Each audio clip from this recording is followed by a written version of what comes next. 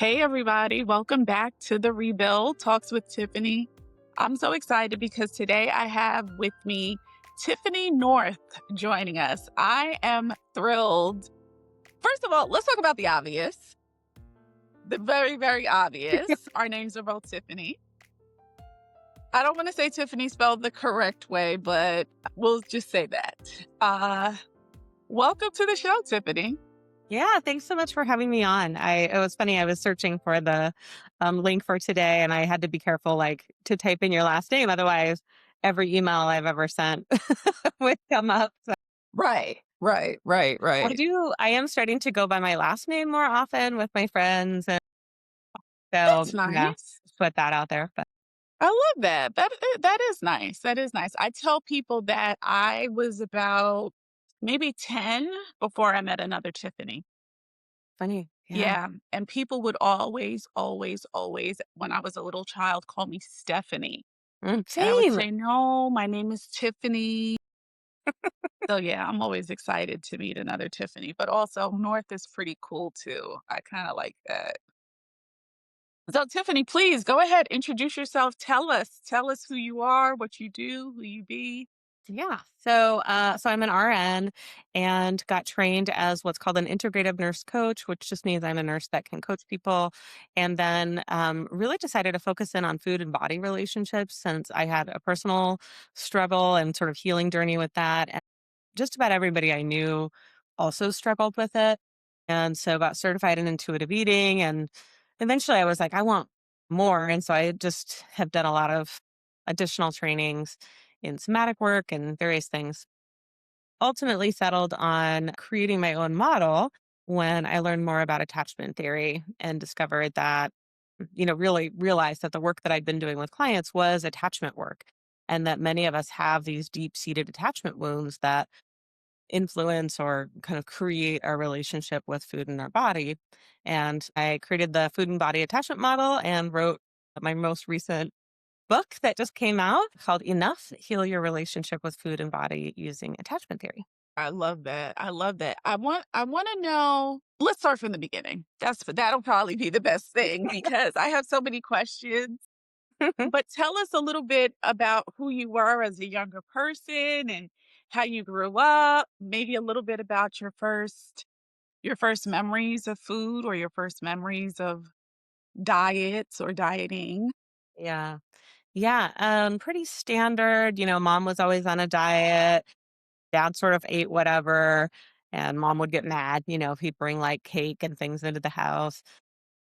We also were, kind of latchkey kids. And Mhm. so we made our own lunches and, let ourselves into the house and ate snacks until our parents got home, that sort of thing. And about 10 years old, I went on my first diet with my mom. She was doing, Richard Simmons had this thing called Sweat into the Oldies. Do you remember? My goodness. Talk about a blast from the past. Richard Simmons. Yes. Totally. And there was some, I don't know if they were like different programs or if they were all sort of part of one, but my mom had these little cards. You got this like, billfold thing and you got to like move your cards from one side to the other and they were very Yeah. colorful and certain things were free, like air popped popcorn was free, but if you, of course, you put anything on it, then it wasn't free. Kind of Mhm. a thing. So yeah, I started dieting at a really young age. I always felt subconscious of my body.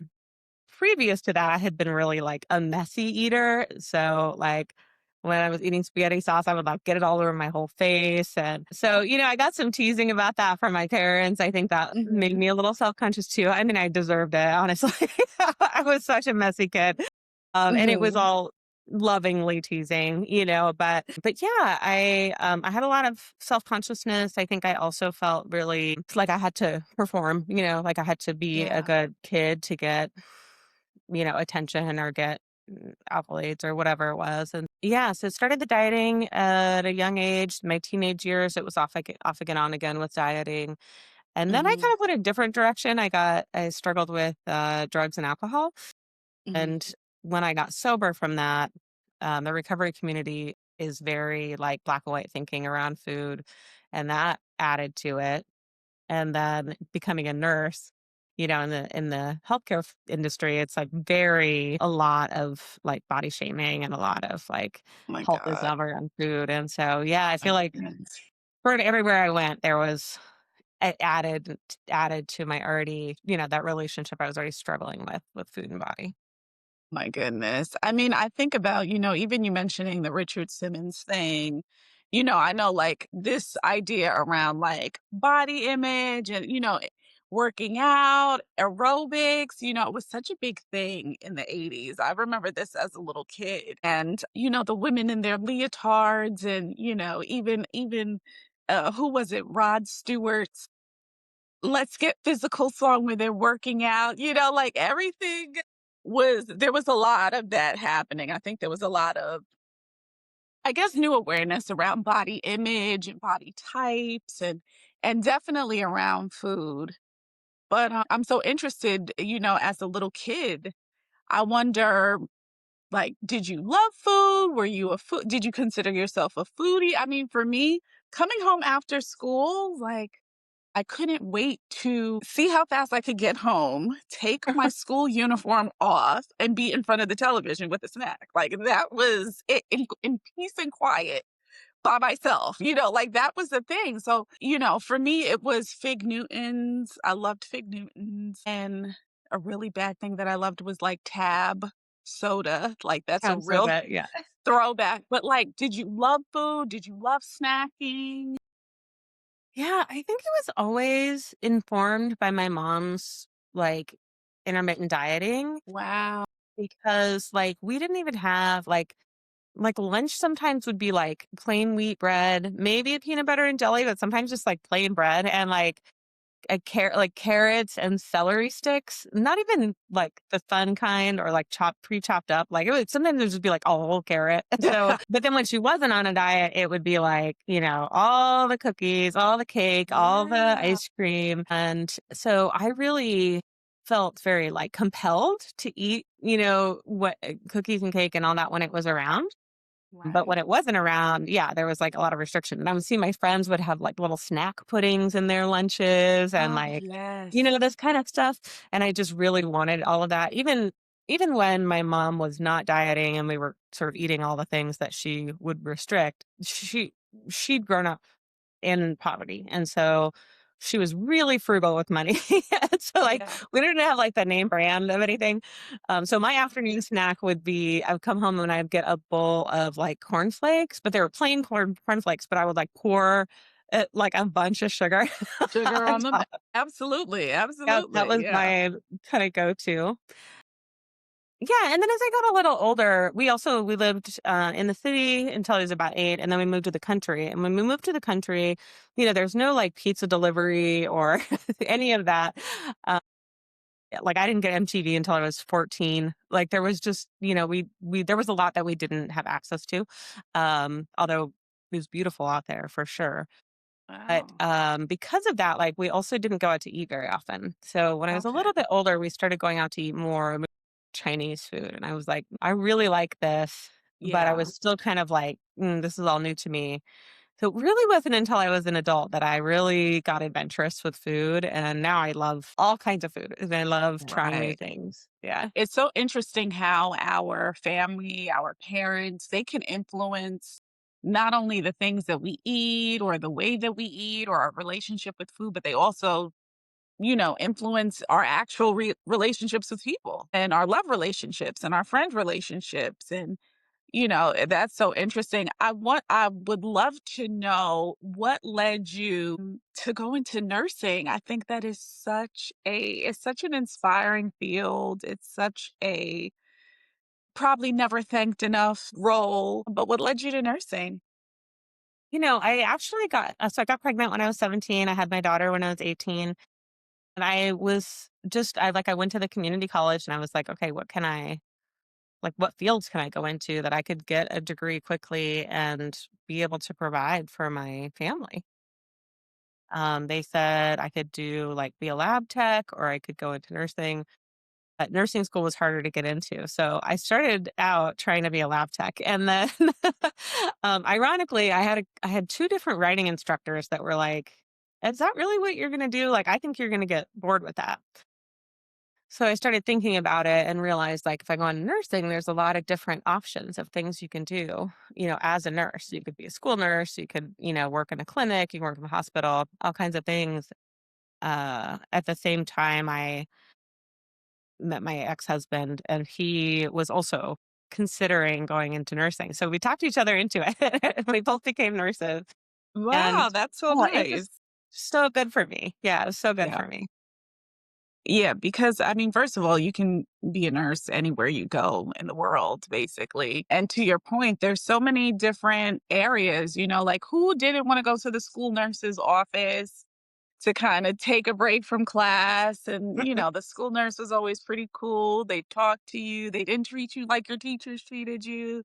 They didn't treat you like your parents treated you. So there's so many different ways that you can be a nurse. I love that that was a field that you both got into. That's pretty cool. And also to have someone to talk to about nursing. Yeah, kind of makes the journey a little different. It was really Yeah. we ended up going to different schools, Mhm. but it was just really helpful to have, yeah, somebody I could study with and somebody who understood how intense the classes were and all of that. Mhm. Yeah, yeah. So lab tech off the table. Yeah. Yeah, and I think back to it, like, it wouldn't have been a bad job, but, I could be lab tech or, like, manage the lab, right? Like, that was sort of the option. With nursing, I worked at OHSU, for those who are in Portland, it's like a teaching institution here, and, while I worked there I think I worked there for 12 years, and I had probably 6 different jobs in that time.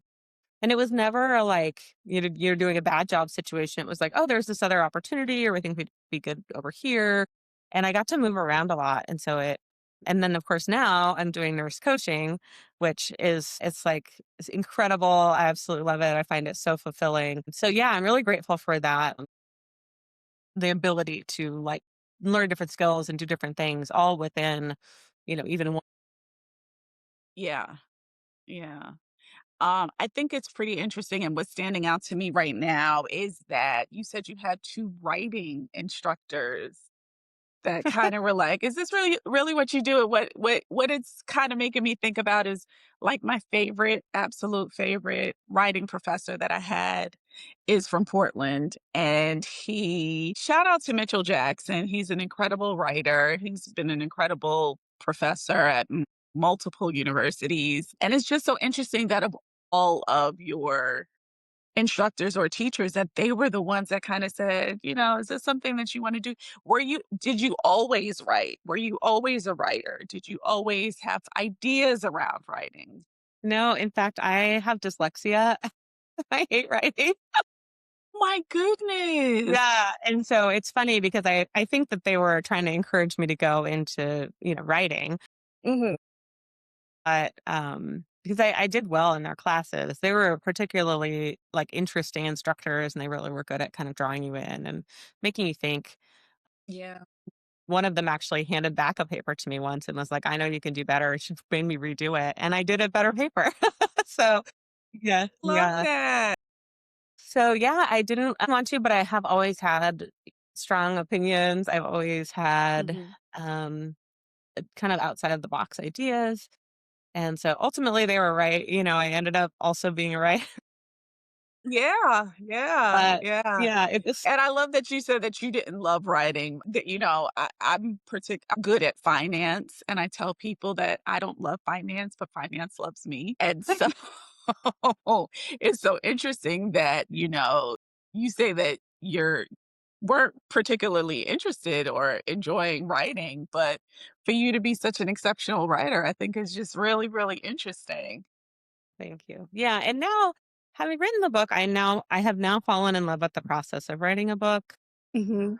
but it's sort of a, like, labor of love, right? Like, because it's challenging, and the beauty of it, I think, is that you can pull these ideas out of yourself, and as you are writing, it evolves, and you're able to articulate it in a way that makes it especially, mm, especially significant, right? Like it makes it like it like changes the significance of it as you write it and as it evolves and it becomes the idea becomes bigger and I guess articulate or more, I don't know, it could speak to more people. So I don't know. I just feel I have a kind of a it's not a love hate. It's more like a love hard. You know, Yeah, like I yeah, love it yeah. and it feels hard. So I'm gonna get into the juicy part. So for this part, I'll just call you North. So I'm gonna get into the Like juicy great. part, North, because this idea, these ideas around attachment styles is something. First of all, I absolutely love that you created your own like food attachment model. And I know that so many people can relate to this. How did you come up with this idea? Like, what started you thinking about this? And then what was the correlation between attachment and food? Yeah. Well, I started to really research attachment theory for just for my own personal growth, and I tend to read, kind of incessantly read self help books, and always be like taking the next course, and yeah, Yeah. it's definitely a special interest for me. And so, anyway, I was reading attachment books, and as I was reading them, my clients would say things that I'm like, oh, that reminds me of like someone who's like more preoccupied, anxious, or oh, I'm noticing avoidance in this because I started really noticing like conflict avoidance or avoidance in ways that weren't it's not like I'm physically avoiding this person necessarily, but I'm kind of avoiding this, having to deal with this thing that's hard. And so I Hmm. was really noticing those traits in my clients. And then as I started learning more about attachment theory, I started learning more about like attachment wounds and how, if we're not seen and responded to as children, if our parents don't tune into us and, try to care for us as we need, it's like we get this mismatch, right? That can then create this wound where we're like, I'm not uh, good enough or I'm not, these things. And so for years, I've been working with clients around that trauma of like, I'm not good enough. And that's why I Yeah. think I need to fix, manage, control my body, change my body, or that's why I shouldn't eat these things because, I'm trying to like, feel like I'm pure enough or something, right? And so it was just like a light bulb moment. I was listening to the book. It's called Polysecure, and it's about attachment theory and non-monogamy. But I recommend the book for any relationship style, whether you're monogamous or polyamorous, doesn't matter. It's just an excellent relationship book, and it towards the end she says you can get to secure attachment through your relationships, or you can do the work within yourself. Basically, you have to come to secure attachment with yourself and then work on secure attachment with your partners and other relationships. But it doesn't matter which one you start with. And I was like, oh, I feel like I'm securely attached with myself because of the work I had already done around my relationship with food and body. And that's when I was like, oh, why aren't we talking about this? Yeah. Yeah. Yeah. What has been like so far your biggest awareness? Like what was the moment that you said, you know what, I'm on to something and I need to share it with other people? I actually was able to reach out to the author of that book and say, like, "The book made me think of this idea. What do you think?" And she was like, "Yeah, like that makes a lot of sense. Do you want me to help you flesh out the idea?" It's like, oh my gosh, 100%. So I was on a Zoom call with her. This was like 2020, right? It was the pandemic, Yeah. isolation. And she said, okay, well, let me know, like, when's the book coming out? And I was like, a book? Oh my gosh. All right. Well, I'll let you know. And then a few other people, I told them about the idea and they were like, oh, I wish there was a book on this, or when, are you going to write a book? And that's when I was like, oh, this is a big enough idea that people want to read a book about it. So I guess that's what I'm going to do. Yeah. So tell us, where can we find your book? I love that it's called, I love the enough and the cherry right in the middle of the O. It's just clutch for me because I think that people will experience this book as this being like kind of the cherry on top of them understanding their relationship with dieting and with food and how to cultivate a healthy relationship. Where can we find your book? Tell us all the things. Yeah, yeah. So my website is coachtiffanyRN.com/book. And you can order it direct from me, and then you get like a signed copy. Or if you want like a bundle of the audiobook, the paperback, there's a discount on there. But there's also like links to all the different booksellers. So if you want to, get it from Bookshop or Barnes and Noble or Powell's or Amazon, wherever you want to get it, Hmm. there's links to all of those places there.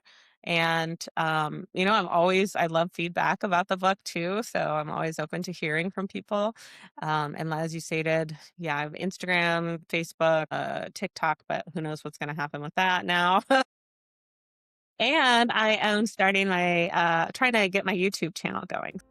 That's all Nice. Coach Tiffany RN. Yeah. Very nice. Tiffany, I can't thank you enough for joining me. This has been so informative. I think people are really, really going to enjoy this episode. Thank you so much for joining me. Thank you for having me. Well, Rebuild family, that is another episode. Thank you for joining us. Please be sure to like and comment and subscribe. And then definitely share this episode with someone you love, someone you care about, someone you know. They really want to know and learn more about Coach Tiffany RN. I'm so glad that you could be here with us. Thanks again, everybody. Have a good one. Bye.